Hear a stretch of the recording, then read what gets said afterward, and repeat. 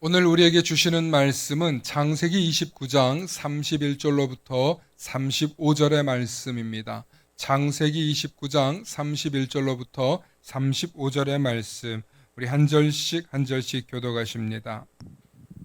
여호와께서 레아가 사랑받지 못함을 보시고 그의 태를 여셨으나 라헬은 자녀가 없었더라.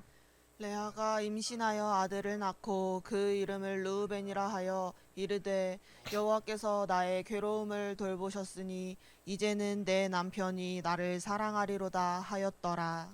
그가 다시 임신하여 아들을 낳고 이르되 여호와께서 내가 사랑받지 못함을 들으셨으므로 내게 이 아들도 주셨도다 하고 그의 이름을 시므온이라 하였으며, 그가 또 임신하여 아들을 낳고 이르되 내가 그에게 새 아들을 낳았으니 내 남편이 지금부터 나와 연합하리로다 하고 그의 이름을 레위라 하였으며, 함께 하십니다.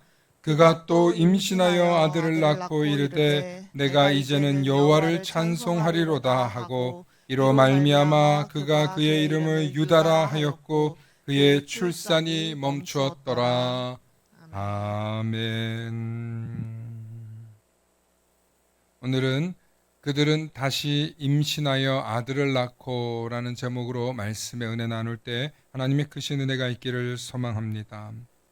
축복의 사람 곁에는 축복의 사람이 있고 감사하는 사람 곁에는 감사의 사람이 찾아옵니다. 날마다 감사의 사람, 축복의 사람 되시길 축원합니다. 아멘. 오늘은 야곱의 아내들에 관해서 잠시 말씀의 은혜 나누고자 합니다. 야곱은 두 아내와 두 여종으로부터 12아들과 한 명의 딸을 낳게 됩니다. 그 중에 야곱이 사랑한 여인은 라헬이었지만 첫째 언니인 레아를 야곱은 그다지 사랑하지 않았습니다. 그리고 먼저 레아를 얻고 그 다음에 여종인 실바까지 얻었습니다. 그리고 라헬과 라헬의 여종 빌하를 얻게 되죠. 이 네 명의 여성으로부터 야곱은 12명의 아들을 낳게 되는데, 라헬은 요셉과 베냐민을 아주 늦은 나이에 낳게 되고, 레아는 루벤과 시므온과 레위와 유다를 낳게 됩니다. 그리고 또 나중에는 이사갈과 스불론, 12아들 중에 절반을 레아가 낳게 됩니다. 그리고 라헬의 여종인 빌하로부터 단과 납달리, 그리고 레아의 여종 실바를 통해 갓과 아셀을 낳습니다.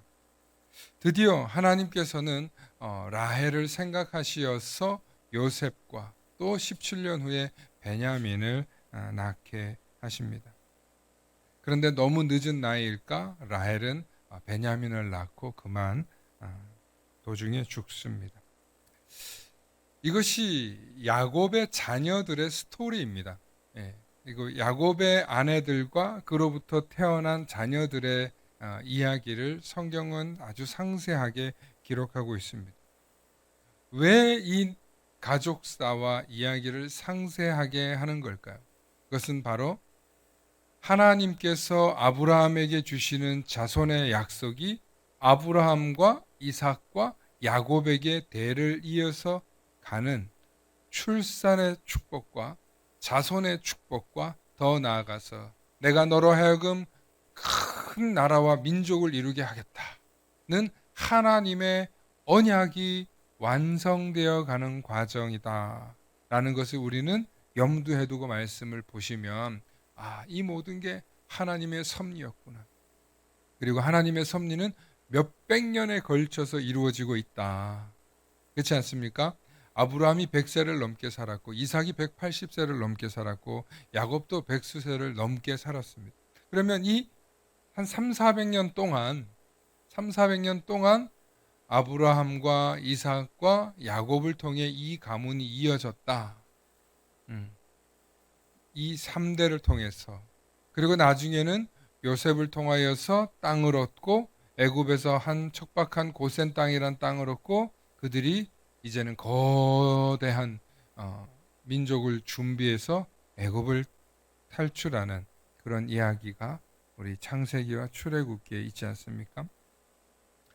그런데 오늘은 이 야곱과 그의 아내들에 대해서 이야기를 좀 나누려고 하는데, 먼저 다시 한번 야곱의 그 계보, 자녀들의 이 12지파가 되는 그 계보를 한번 살펴보겠습니다. 먼저 야곱, 나중에 이스라엘이라고 하죠. 예. 이렇게 보면 이게 이제 자세히 안 보여서 제가 좀 잘랐어요. 그래서 좀 더 크게 레아부터 한번 보겠습니다. 레아를 통해서 루벤이 나오고 시므온이 나오고 그리고 레위가 나오고 유다가 나오고 또 나중에 이사갈과 스불론이 나오고 또 그에서 딸도 디나라고 나옵니다. 일곱이나 났습니다. 일곱이나 났는데 여기에 이름들이 참 짠해요. 이름을 보면 루벤, 보라 아들이다. 벤이 아들이거든요. 루가 보라. 그래서 아들이 태어났다는 거예요. 시므온은 들으셨다는 거예요. 그래서 시므온, 시몬 뭐 이런 표현이 그런 연관이 있습니다.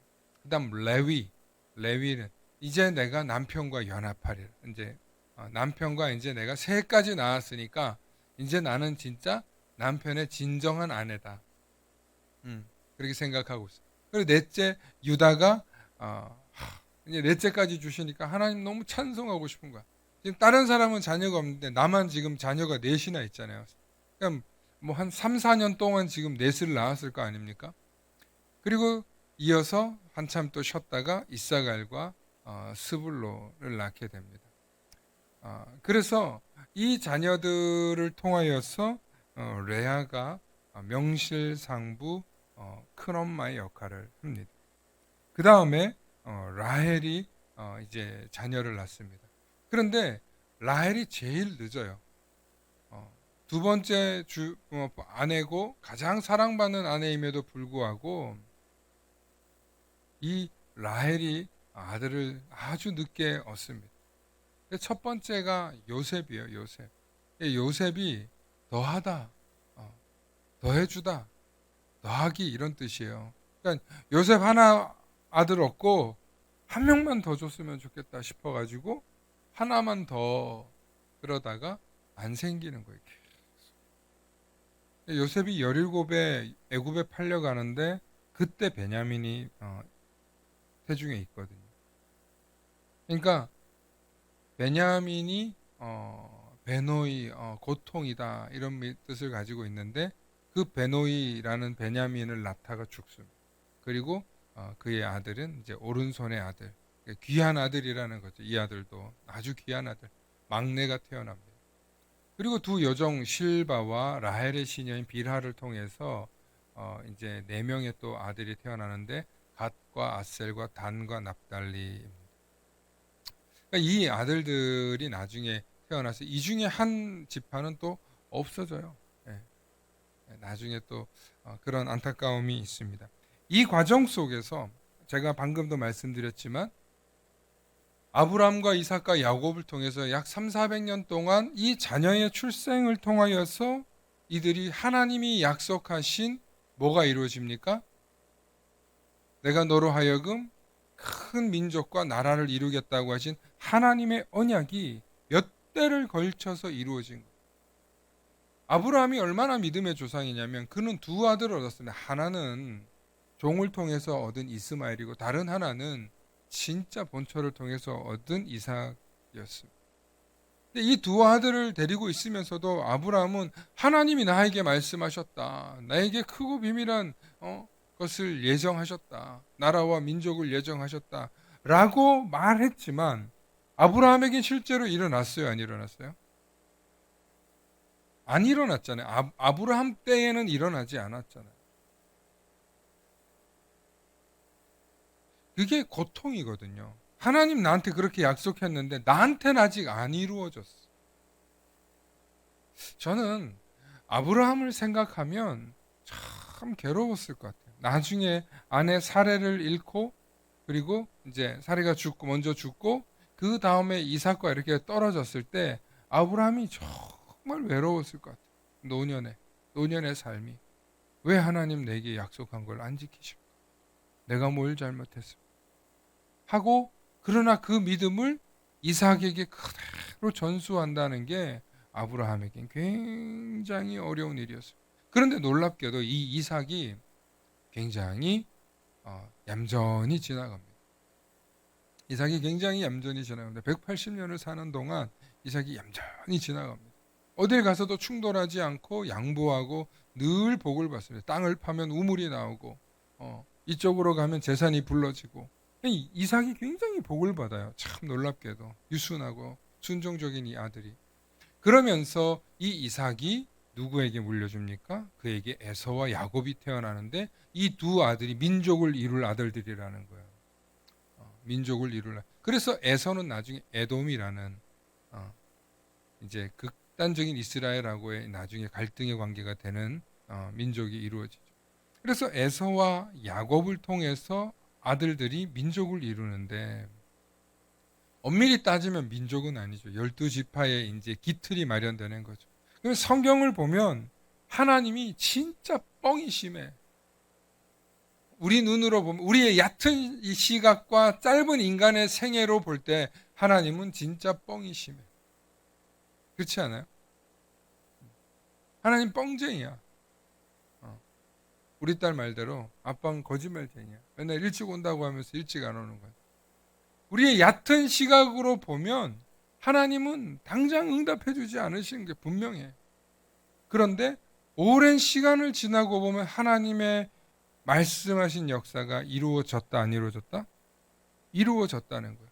시간과 창조와 생명의 원리와 질서를 지키면서 창조와 순환 세계의 이 지구상의 질서를 지키시면서 하나님은 반드시 이 약속을 완성하시고 축복하시고 이루셨다는 거예요. 할렐루야.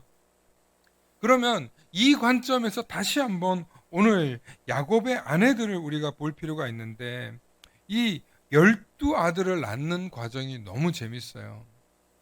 2명의 여주인과 여종이 있는데 이들 중에서 자녀를 낳아요. 자녀를 낳는데 이 레아와 라헬이 얼마나 경쟁적으로 아들을 낳는지 몰라요. 경쟁적으로.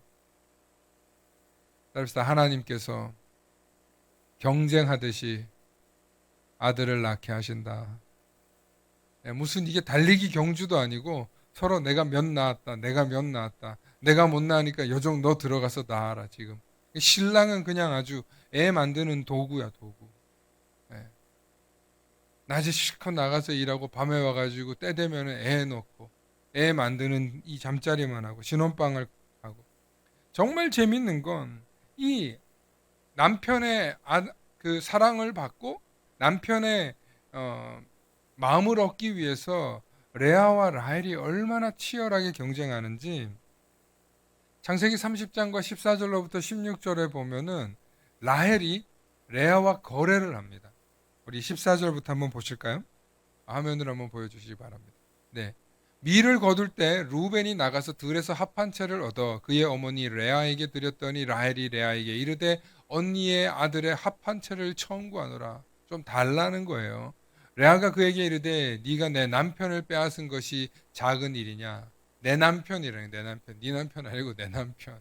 그런데 네가 내 아들의 합 한 채도 빼앗고자 하느냐. 라헬이 이르되 그러면 언니의 아들의 합 한 채 대신에 오늘 밤에 내 남편이 언니와 동침하리라. 이렇게 신혼방에 들어가게 해주겠다는 거예요. 이걸 거래해요.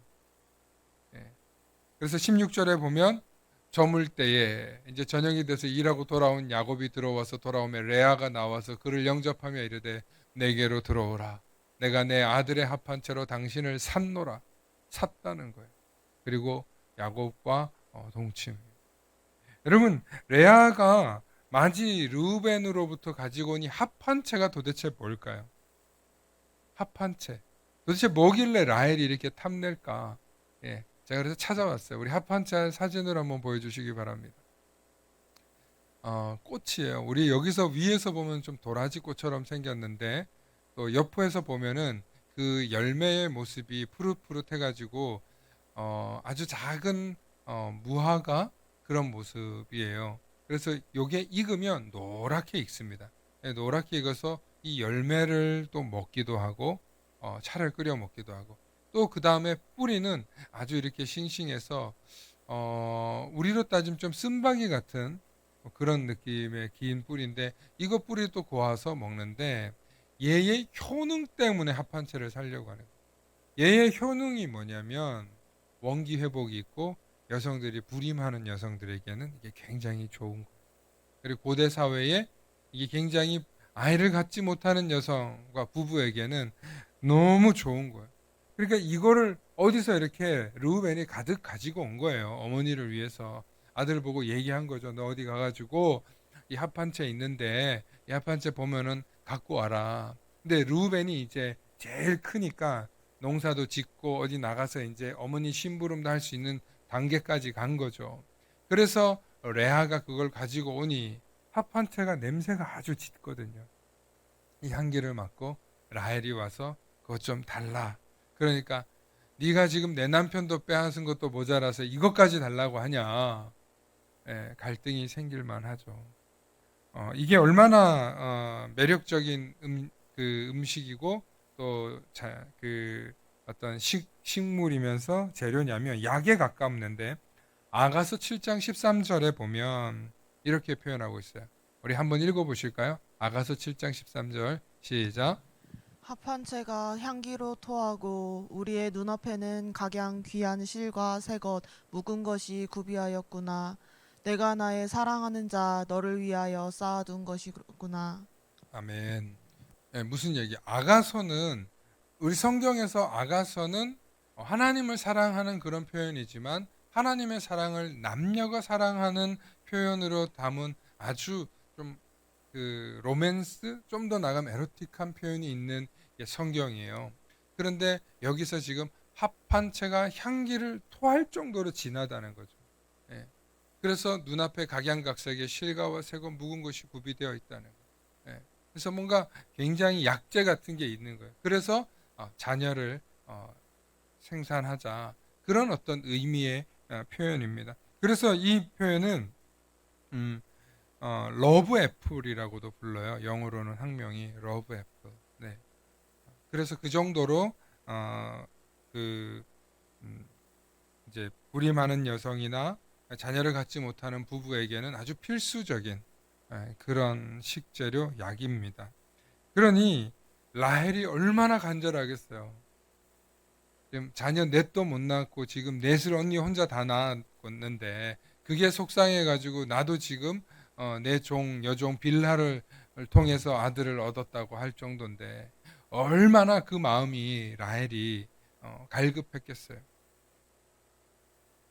그래서 오늘 저는 이 본문들을 읽으면서 이런 모습을 봐요.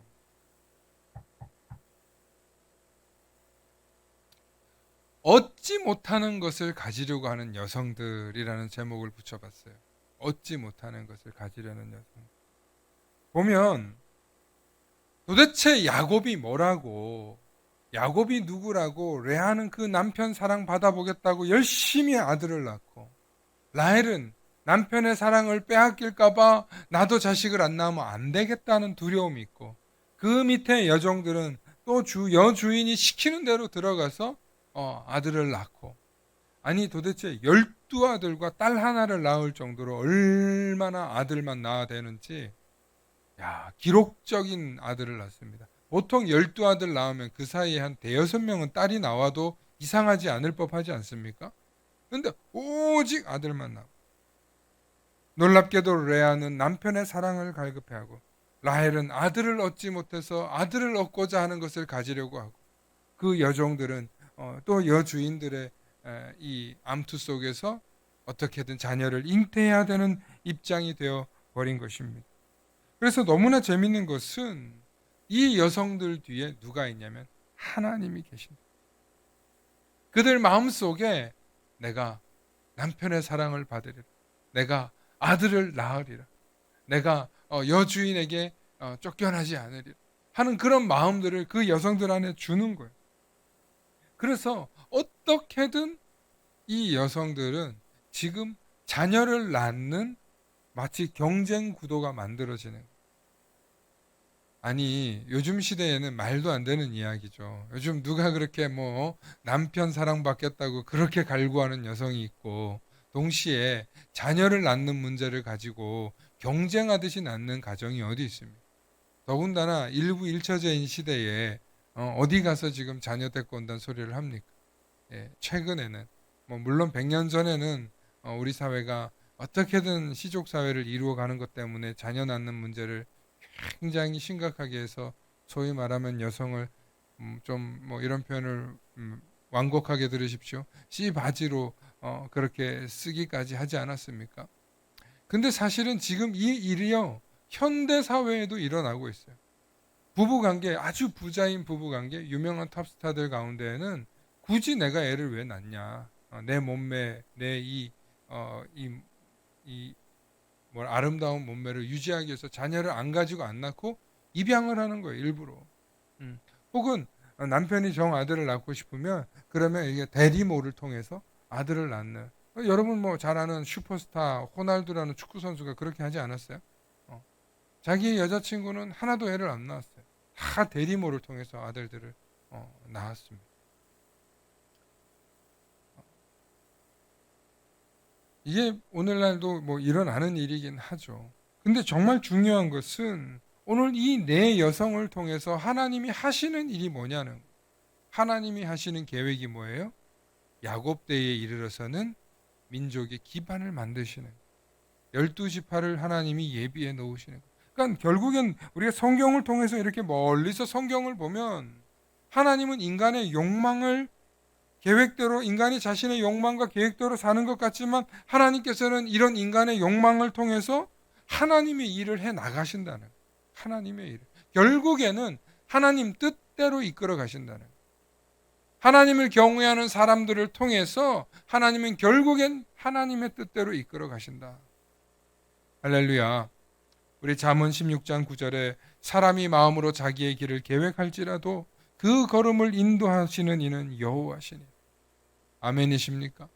여러분 우리가 아무리 멋지게 계획을 잡고 열심히 잡고 주도 면밀하게 잡아도 결국에는 그 걸음을 인도하시는 분이 여호와 하나님이심을 오늘 성경을 통해서 보는 거예요. 그리고 인간의 지혜가 얼마나 초라한가, 사람의 계획이 얼마나 무의미한가를 생각해 보는 것입니다. 그러나 중요한 것은 우리가 하나님을 경외하고 그 경외하는 삶 속에서 열심히 살아가는 것은 결국에는 우리가 하나님의 뜻 안에 하나님의 계획 안에 하나님의 일하심 속에 우리도 함께 동행하고 있다는 사실을 잊지 마시길 축원합니다. 성경은 아브라함만 택한 게 아니에요. 아브라함과 이삭과 야곱을 택하여서 일하시는 그 과정 속에서 우리도 이 믿음을 갖고 아브라함의 믿음을 우리에게 주시옵소서. 우리도 아브라함과 같은 민족을, 믿음의 민족을 이루는 축복을 주시옵소서. 그럼 하나님이 그 축복 주신다는 거예요. 할렐루야. 그 싸움이에요. 이 세계의 싸움과 영적인 싸움은 결국에는 믿음의 백성 되느냐 아니면 하나님을 배신하고 교만했던 악한 세상의 백성 되느냐, 그 싸움이. 그러므로 오늘 저와 여러분들은 이 4명의 여성을 통해서 이루어지는 경쟁하듯이 아들을 낳는 이 과정을 보면서 깨달을 것은 뭐냐? 하나님의 계획이 우리 삶에 이루어져야 한다는 것입니다. 할렐루야. 하나님의 계획이 우리 삶에 이루어지려면 그럼 어떻게 해야 되냐?